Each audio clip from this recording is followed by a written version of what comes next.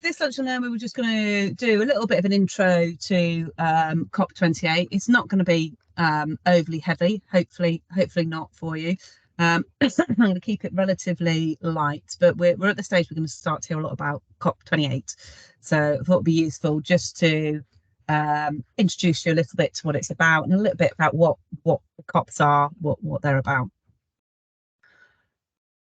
So COP28 is going to take place in United Arab Emirates. It's going to be in Dubai this year. It's going to kick off in November, 30th of November to the 12th. That's when the actual COP itself takes place. However, there's the pre-seasonals, which is kind of all the build up to it, and lots of conversations with industry and what have you that take place before that. And that's the week running up to COP28. So during November, as we hit November, we'll start to hear a lot more about COP28 and some of the things that are potentially going to come out of it, etc. So I guess probably the first place to start is what is a COP? We talk about COPs, we've heard about them over the years, we're hearing about them a lot more. So what are they? So essentially COP stands for Conference of Parties, and the parties is about 196 countries plus the European Union, and they are called the parties, and they're the group that make up the COP. And essentially it's the most important global climate summit that there is. It's essentially the formal meeting of the UN's framework for convention and climate change. So for all the for what the UN is doing around climate change, and it's the key purpose is about making sure that the decisions and goals and targets are set to achieve the objective to fight climate change, reduce greenhouse gas emissions, reduce the impact on the environment from the changing climate and on the individuals. They've been held every year since 1995, and they've been held in different countries. So although we've probably heard about COPs more recently over the last sort of 5 to 10 years, it has actually been going for a lot longer than that. And they're attended by environmental experts, ministers, heads of states, and non-government organisations. And that's starting to widen a bit more. So we're seeing a lot more younger groups being set up. We're seeing coming along. Greta Thunberg is a classic example, who's been along to some of the COPs. So helping to bring in the younger generation. Businesses are now starting to attend and be part of those. So those fringe events that happen, so widening it to incorporate and create the views of everyone who needs to be who can play their part essentially. So a bit of a brief history of where the COPs came from. So it's actually back in 1972 where there was the first ever UN conference on the environment in Stockholm, and that was a real kind of game changer. There'd been nothing like that a bit before. But it was 20 years later that there was a future summit, and that was a Rio summit that took place, and that really lay the foundations for the COPs. And it was the first time there's a UN treaty. It was a non-binding treaty, but it really helped to set industrialized nations to agree that greenhouse gases need to be reduced. So that was the first time the talks about reducing greenhouse gases really came into play. And we saw that 20 years is too long. We need to have these more frequently. And then the first ever COP, as they're seen today, took place in 1995 in Berlin. There's been several ever since. I'm not going to go for every single COP, you'll be pleased to hear, but just pulling out some of the key ones. In 1997, there was was a really fundamental COP. And out the back of that came the Kyoto Protocol, which you may or may not have heard about. And that was when it was, but there was actually there was binding commitments around reducing greenhouse gas emissions. And it was all about trying to get them to 5% under 1990 levels, excuse me.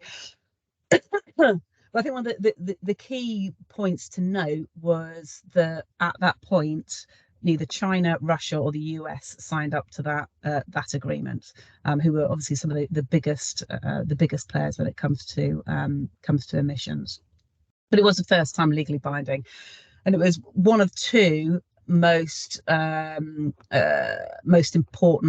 commitments. So there was a protocol called the Montreal Protocol, which you may or may not have heard about. Some of you may remember that there used to be a hole in the ozone layer caused by CFC gases. Well, back in 1987, there was a Montreal Protocol, and that banned the use of CFCs and other damaging gases to the ozone layer. And because of that, the hole in the ozone layer has now been fixed, which is why you don't hear about it anymore. So that was really important and changed our environment through that global joined up approach. And the Kyoto Agreement was the second one to come along to do something similar, really, around greenhouse gas emissions. In 2009, there was at the Copenhagen COP, there was a commitment to put $100 billion to fund climate action, and that was specifically around, or primarily around helping to support those countries who are being the most affected by climate change. Because sadly, it's often the countries that are most impacted are the developing countries. Those who actually have the least amount of emissions that are causing the least impact are the most affected. So there was a recognition that needed to address that imbalance. So so I'm not going to go through them all, but I guess the next sort of key point was in 2015 with the Paris Agreement, and that's when we really set out the stall, started to look at science-based targets, and it was around ensuring that we do not let temperatures go above 2 degrees centigrade. And that's when things again started to become legally binding. Off the back of that is where we've then seen our own Climate Change Act, which came out in 2019, which is where we said we're going to be net zero as a country by 2050. And a lot of other countries have then gone on to say something very, very similar. The Paris Agreement was signed by the likes of the US and China, which was positive. Although a couple of years later, Donald Trump pulled out of it, but they are now back on they've now signed back up to the agreement, which is good.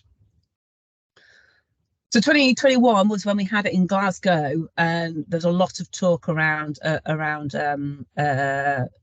COP then. And probably the key element that came out of that was about the phasing out of coal and ensuring that going forward there won't be any coal being burnt for power. And that's where we start to talk again a lot more about net zero. At that time, a lot of companies and industry started to set their net zero targets and set commitments around net zero. And then that takes us up to where we are now, which is 2003, and the next conference next month. So just looking at COP27, which was the one before this, there's a number of key things that came out of that COP. I won't go through everything, but just a few highlights that may be of interest. So we talked about this $100 billion fund back in 2000. When was it? I can't quite remember. Copenhagen one. Was that 15 years ago? Now that money hasn't actually been made available. So one of the key breakthroughs was that they put together a funding mechanism to ensure that those who suffer the most severe damage from climate change are compensated, and the funding mechanism for that was put together, so that £100 billion can be brought forward. There's progress made on adaptation, so ensuring that how do we adapt for example, as I mentioned at the beginning, how do we adapt our beer manufacturing to ensure it can go forward and be more sustainable. obviously there's a lot more important things than beer. That's actually, you know, your basic food crops and protecting homes, again, especially in developing countries. So there's some progress made around that, but it probably didn't go far enough at that stage. Excuse me, just get rid of this.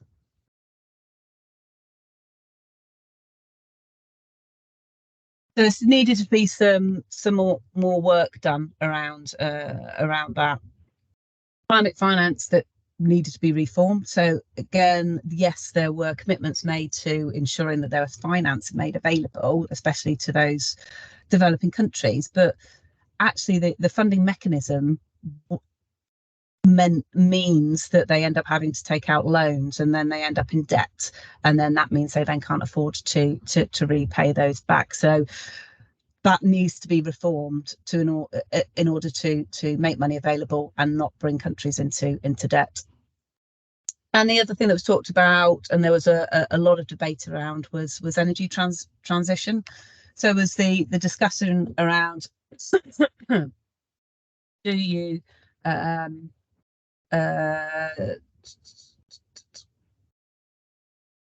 say there. So it's talking about either eliminating coal or reducing the amount of coal that's being used.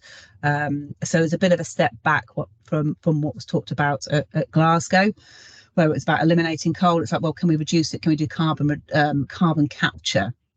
So that was seen as a little bit disappointing, and there wasn't as much conversation around the use of renewables that there should have been. So it's a little bit tempered, COP27 compared to the Glasgow one in COP 2026. So what can we expect from the next COP 28? So brief video here. Let me just show you this. In fact, I'm just going to stop sharing for a second because I didn't share with sound. Let me put the sound on. And then I will share it with me 1 sec.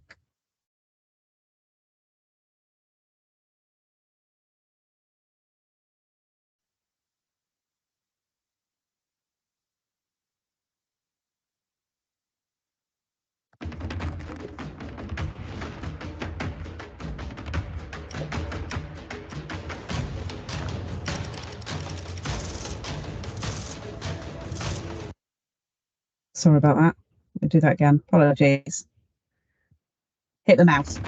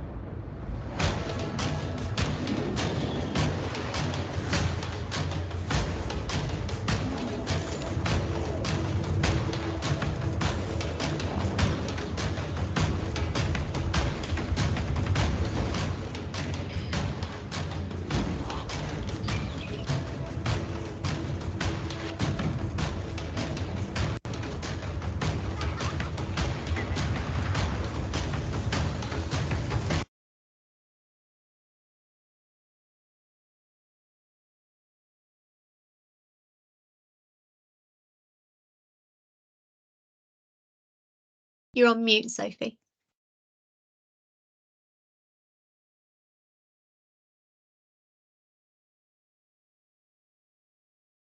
Can you hear me now?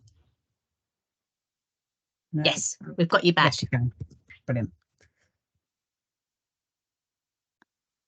So yeah, I mean, hopefully what you can see from that video is a real drive to have action. There's been a lot of talk, a lot of stuff around setting targets. It's actually, let's drive action, let's try and make things happen. So Al Jaber, who's the president of COP28, is really keen, again, about ensuring that we keep this focus on the 1.5 degrees C.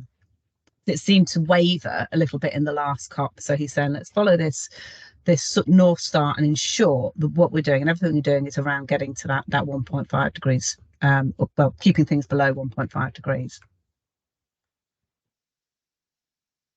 So what they put together is the plan for COP28 is the 4Fs. It's been described as, that's fast track the energy, fix climate finance, focus on nature, people, lives and livelihoods, and have full inclusivity.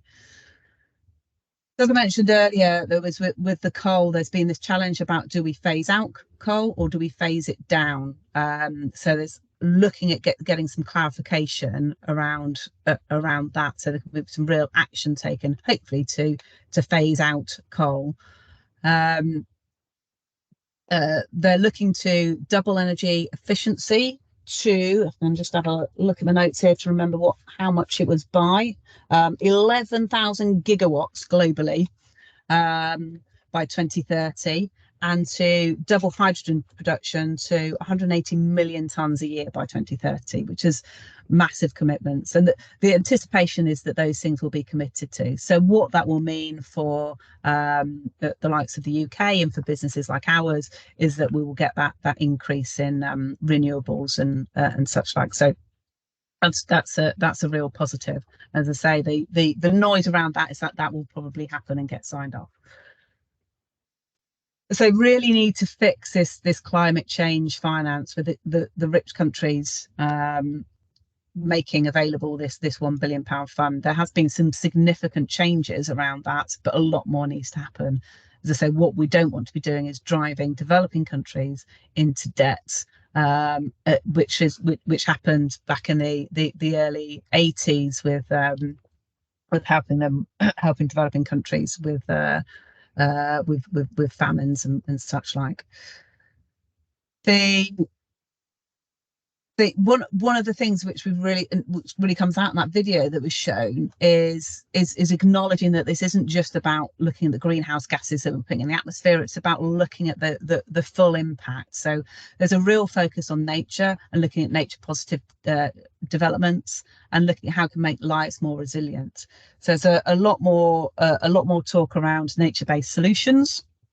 And real sort of focus on how do we ensure that we link people, we link nature, all the things that we talk about as an organisation to help protect those livelihoods, and the important part that all that plays to be sustainable and to deliver the 1.5 to ensure we keep below the 1.5 degree increase and get to net zero.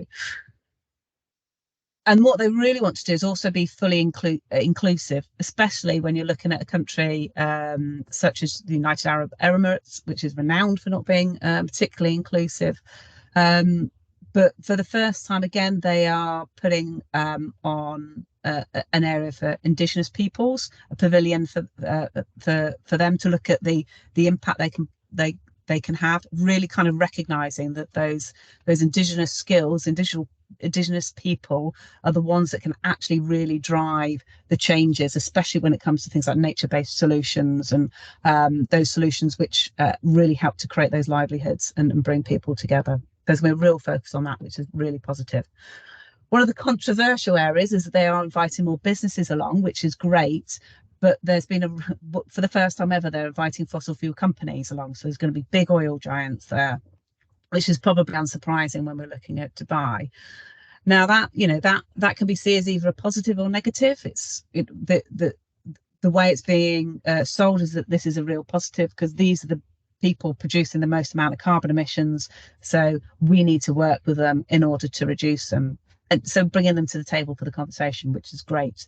But there's the other school of thought is, will they then derail some of the conversations to suit their own business needs?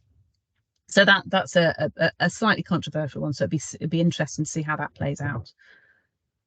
And there's a question mark around, will this full inclusivity mean that there'll be more female representation and more disability access? Again, things that haven't been great in previous COPs, and especially Dubai being the kind of country it is, whether we'll see that increase and they'll play that full inclusivity effectively as it should be. So as well as those 4 Fs, the final thing that will be happening at this COP is the global stock take. So this is essentially it's the first time they're doing it, which is from the Paris Agreement, saying, well, actually, how well are we doing against the Paris Agreement? So every country has to put forward their state of their stock take on how they're doing, and that's looking at mitigation, adaptation, and means of implementation and support, and as well as looking at how they're reducing their carbon emissions. So it began at the last COP, and they'll be doing some more of that this COP. What is interesting, I think there's only about 55 countries so far who have submitted their plan of how they're getting there. So it'd be interesting to see if all the countries and if certain countries, that some of the biggest polluters actually do put theirs forward, and what they're saying. Are they doing as well as they thought they were against their targets? Are they struggling in any areas? Are they going to temper those targets going forward or be more ambitious? So it'd be really interesting to see how that plays out. So those are just a few kind of highlights, really. As I say, it's starting to kick off in November. If you're interested and want to know a little bit more, there's a few web links there. I'll pop those in the chat as well, which give the full programme and a bit more history about it. And if you want to know a bit more about some of the things that came out of the last COP27, then there's a link there to it as well. So any questions at all? I know I've whizzed through a lot there. Any questions, thoughts, reflections? Sophie, just while we're waiting for the questions to come in, Mark has added a link into the chat as well with regards to utilising Indigenous knowledge and skills. So anyone that also wants to have a look at that link, please pop into the chat to have a look. Fantastic, thank you. I'll just put those others in now. Anyone got any reflections at all? I've just got a question, Sophie. What would be the best possible outcome from COP28? What are we hoping for? That great question. I think for me, it will be. I think it's getting this climate finance sorted, because that is one that keeps getting kicked into the long grass. They've made great progress on it, but until those finances are fixed and we have some decent plans in place, some proper tangible plans in place, then things aren't gonna happen. And there does seem to be this resistance from the developed world to support, because it means them having to put their hands in the pocket, and they're not seeing a massive benefit from it. So yeah, for me, but my personal opinion is that's what I would like to see, and to get more of this holistic approach. They talked quite a bit at the last one around sort of biodiversity and the importance of nature, and it's good to see that coming through.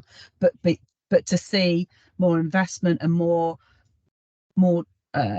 action on that would be really good, because that's without. I mean, we focus too much, or not too much, but we focus a lot on the reducing carbon emissions, but not enough on the nature piece, which plays such a big part. Thank you. Any questions from anyone else? Okay, I think well, hopefully you've answered them all. I think, Sophie, for everybody as you've gone through, so that's fab.